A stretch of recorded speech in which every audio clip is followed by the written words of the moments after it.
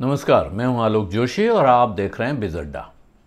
Vodafone idea limited के लिए फिर कुछ उम्मीद की किरण दिख रही है, या यूं कहें कि दिखाई जा रही है। कंपनी के प्रोमोटर आदित्य बिरला ग्रुप के चेयरमैन कुमार मंगलम बिरला अपनी जेब से इस कंपनी में कुछ और पैसा लगाने की सोच रहे हैं। लेकिन इस खबर के आने के बाद भी बाजार में कंपनी का शेयर बढ़ने के बजाय गिरावट के साथ बंद क्यों हुआ, इसकी वजह समझना बहुत मुश्किल नहीं है।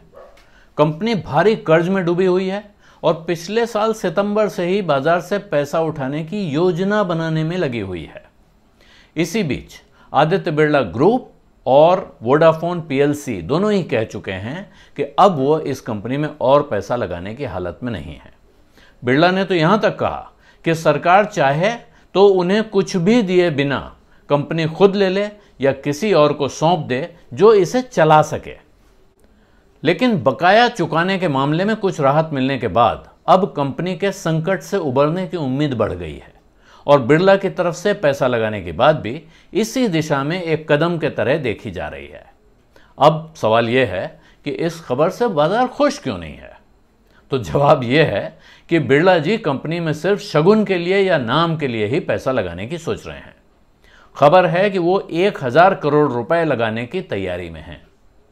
पिछले साल जब कंपनी ने पैसा उठाने की योजना बनाई थी तब वो 25,000 करोड़ रुपए बाजार से उठाना चाहती थी।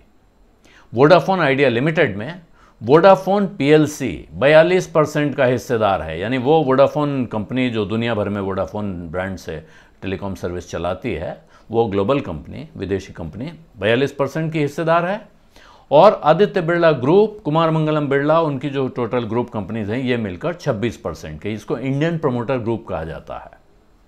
बाजार भाव के हिसाब से कंपनी की हैसियत 31,000 करोड़ रुपए की है और उसे इसी साल बैंकों का 9,000 करोड़ रुपए का कर्ज चुकाना है। ये इस साल चुकाए जाने वाली रकम मैं आपको बता रहा हूं। हालांकि सरकारी बकाया मिलाकर कंपनी की कुल देनदारी पिछले 31 मार्च तक 1,90,000 करोड़ रुपए हो चुकी थी। सिर्फ बैंकों की ही देनदारी 48,000 करोड़ रुपए है, जो कंपनी को 8 बैंकों को चुकाना है। तो यही वजह है कि बिरला जी के 1,000 करोड़ रुपए से इस कंपनी का कोई भला नहीं होने वाला है।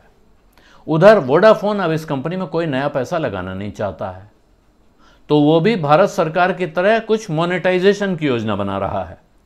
अब वो कंपनी के किस हिस्से को या उसकी किस हिस्सेदारी को बेचकर कितना पैसा जुटा पाएगा ये देखना है। हाँ, सरकार की तरफ से एक और अच्छी खबर आई है कि वोडाफोन रेट्रो टैक्स मामले को ख़त्म करने के लिए अलग नियम जल्दी ही आ जाएंगे, यानी नियमों में जो बदलाव होना है वो हो जाएगा और कई साल से चल रहा उसका एक बड़ा टैक्स विवाद खत्म हो जाएगा। इसके अलावा भी सरकार के साथ कुछ और विवाद चल रहे हैं उनके। भारती एयरटेल और वोडा आइडिया के कुल मिलाकर 42,000 करोड़ रुपए की देनदारी ऐसे विवादों में फंसी हुई है। सिर्फ वोडा आइडिया का हिस्सा 22,000 करोड़ रुपए का है।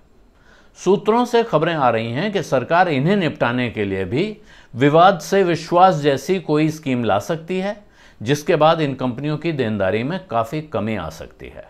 तो अच्छी खबरें टुकड़ों टुकड़ों में आ रही हैं, लेकिन बाजार में ज़्यादातर जानकारों का मानना है कि कोई दूसरी पार्टी, कोई तीसरी पार्टी इस कंपनी में तब तक पैसा नहीं लगाएगी जब तक इसके प्रमोटर खुद पैसा नहीं लगाएंगे।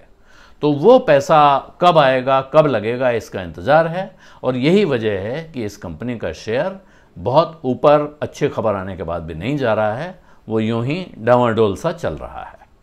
बिज अड्डा में आज इतना ही। अब इजाज़त दीजिए। धन्यवाद, नमस्कार।